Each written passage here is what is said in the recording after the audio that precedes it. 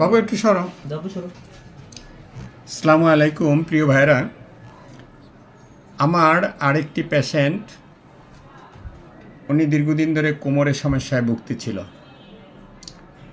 তো গত 10-12 দিন আগে উনি আমার কাছে আসছে।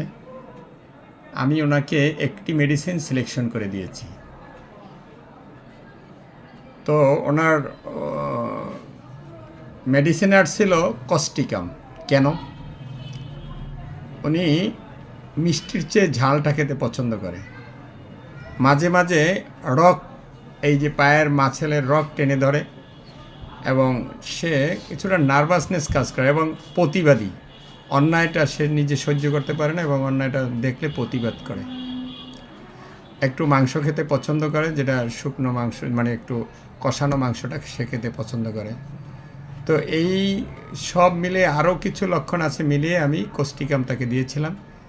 এখন ওনার কি অবস্থা, আমি এই ডোজ কমপ্লিট হয় নাই, উনি ওনার ওয়াইফকে নিয়ে আসছে সাইনোসাইটিসের জন্য।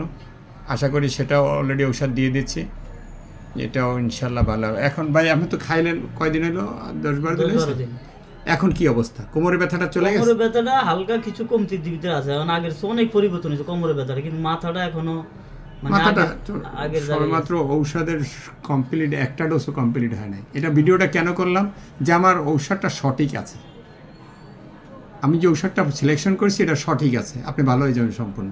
কারণ যেহেতু কোমর ভালো হয়ে গেছে, এখন আছে মাথা বার, এটাও কমপ্লিট হয়ে যাবে। ওই যে আপনার নার্ভের সমস্যা, আপনার পা থেকে পা যে টান দেয়, বাম পা যে টান দেয়, এটা এটা এটা এবং এটা আপনার এটা আস্তে আস্তে আস্তে আস্তে ঠিক হয়ে যাবে, সম্পূর্ণ ঠিক। জোরে হাঁটলে অস্থিরতা কাম করে, যেমন একটা ক্লান্ত তো লাগে না, ওই জিনিসটা আয়া পরে গলার থেকে। এটা হ্যাঁ, এটা আপনার এছাড়া ঘুমের ভিতরে একটু এপাশ ওপাশ করেন, ঘুমটা একটু দেরিতে আসে, ঘুম তো রাত্রে 12টার পরে একটু দেরিতে আসে।